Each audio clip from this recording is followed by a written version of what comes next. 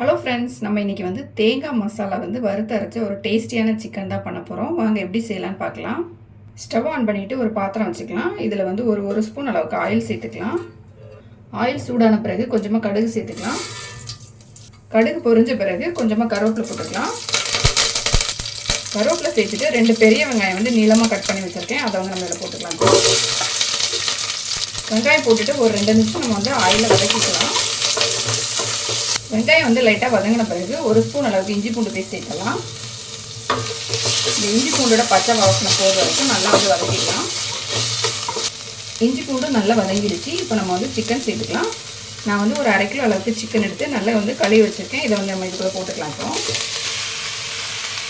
இப்போ இது எல்லாத்தையும் நல்லா மிக்ஸ் பண்ணி விட்டுடலாம்.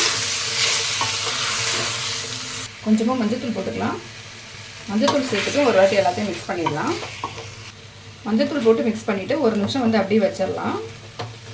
அதுக்கப்புறமா நம்ம சிக்கன் வேகிற அளவுக்கு வந்து தண்ணி ஊற்றிக்கலாம். இந்த சிக்கன் மூழ்கிற அளவுக்கு ஊற்றினா போதும்.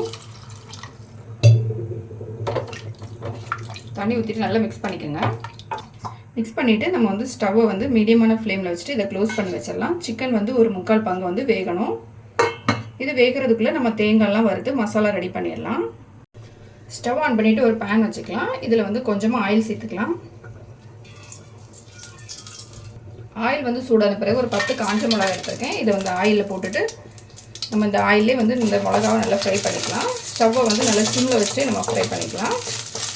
இந்த மிளகாவோட கலர் வந்து லைட்டாக சேஞ்ச் ஆகணும். அது வரைக்கும் நம்ம வந்து வறுத்துக்கலாம். ஒரு 1/2 ஸ்பூன் அளவுக்கு தனியா சேர்த்துக்கலாம். இதையும் வந்து நல்லா வறுத்தரலாம். தனியா வந்து கலர் சேஞ்ச் ஆகிடக்கூடாது. அதனால் ஸ்டவ்வை வந்து நல்லா சிம்மில் வச்சுட்டு வறுத்தரலாம். உங்களுக்கு காரம் எந்த அளவுக்கு தேவையோ அந்த அளவுக்கு வந்து காஞ்ச மிளகாய் எடுத்துக்கோங்க. தனியாவும் சேர்த்து வறுத்த பிறகு பார்த்தீங்கன்னா ஒரு 2 துண்டு பட்டை எடுத்திருக்கேன். ஒரு 4 கிராம்பு, ஒரு பிரியாணி இலை, அதுக்கப்புறம் கொஞ்சமாக கசகசா எடுத்திருக்கேன். இது எல்லாத்தையும் இதில் போட்டுக்கலாம். இதில் சேர்த்துட்டு லைட்டாக வந்து எல்லாத்தையும் ஃப்ரை பண்ணிக்கலாம். ரொம்ப நேரம் வந்து வறுக்க வேண்டாம். ஏன்னா வந்து நம்ம கசகசா போட்டிருக்கோம். அது வந்து சீக்கிரமாக வந்து கருகிடும். அதனால் லைட்டாக வந்து வறுத்துட்டு நம்ம வந்து ஒரு பிளேட்டில் மாற்றிடலாம். இப்போ எல்லாமே நல்லா வறுபட்டுடுச்சு. இதை வந்து நம்ம வேறு ஒரு பிளேட்டில் மாற்றிடலாம். இதை ஆறின பிறகு மிக்சியில் போட்டு நல்லா வந்து நம்ம பவுடர் பண்ணி எடுத்துக்கலாம். இப்போ அதே கடாயை வந்து எடுத்துக்கலாம். இதில் பார்த்தீங்கன்னா 1/2 முடி அளவுக்கு தேங்காய் துருவி வச்சுருக்கேன். அதையும் நம்ம இதில் போட்டுடலாம். கொஞ்சமாக கருவேப்பிலை எடுத்துருக்கேன். அதையும் போட்டுக்கலாம். நம்ம ஒரு 1/4 டீஸ்பூன் அளவுக்கு மஞ்சள்தூள் சேர்த்துக்கலாம். இப்போ எல்லாத்தையும் நல்லா வந்து மிக்ஸ் பண்ணிக்கலாம்.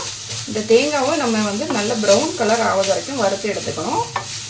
மீடியமான ஃப்ளேமில் வச்சுட்டே வறுத்துக்கலாம். அப்போ தான் வந்து தேங்காய் நல்லா வறுபடும். இல்லைன்னா வந்து கலர் வந்து சேஞ்ச் ஆகிடும். தேங்காய் நல்லா வறுபடாது, குழம்பு டேஸ்ட் இருக்காது.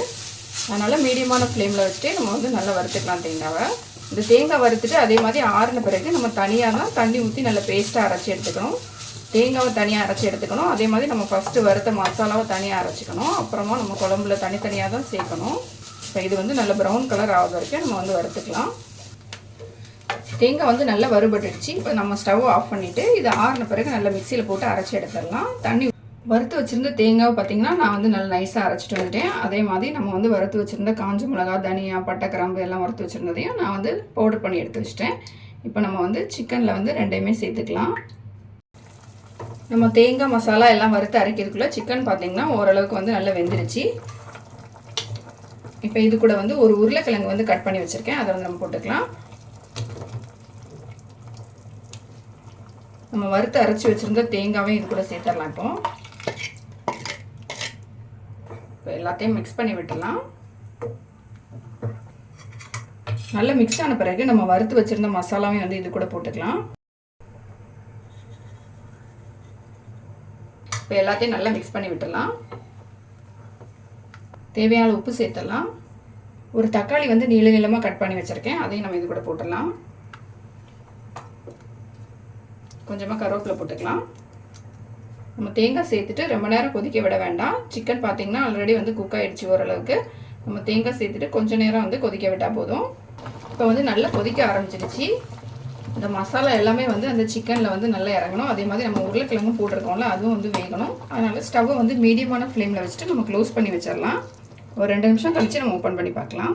இப்போ நம்ம வந்து ஓப்பன் பண்ணி பார்த்துடலாம். குழம்பு பார்த்தீங்கன்னா நல்லா கொதிச்சு எண்ணெயில் நல்லா பிரிஞ்சு வந்துருச்சு மேலே. சிக்கன் குழம்பு வந்து சூப்பராக ரெடி ஆகிடுச்சு. இப்போ நம்ம வந்து கொஞ்சமாக மல்லி இலை போட்டுக்கலாம். மேலே போட்டுட்டு இதை வந்து அப்படியே க்ளோஸ் பண்ணி வச்சிடலாம். கொஞ்ச நேரம் இந்த ஹீட்லேயே இருக்கட்டும். அதுக்கப்புறமா நம்ம வந்து ஓப்பன் பண்ணி பார்க்கலாம். தேங்காய் வறுத்தரைச்சி ஒரு டேஸ்டியான சிக்கன் குழம்பு எப்படி பண்ணலாம் அப்படிங்கிறத பார்த்தோம். இது வந்து கண்டிப்பாக ட்ரை பண்ணி பாருங்கள். ரொம்ப டேஸ்ட்டாக இருக்கும். சாதம், இட்லி, தோசை எல்லாத்துக்குமே ரொம்ப டேஸ்ட்டாக இருக்கும்.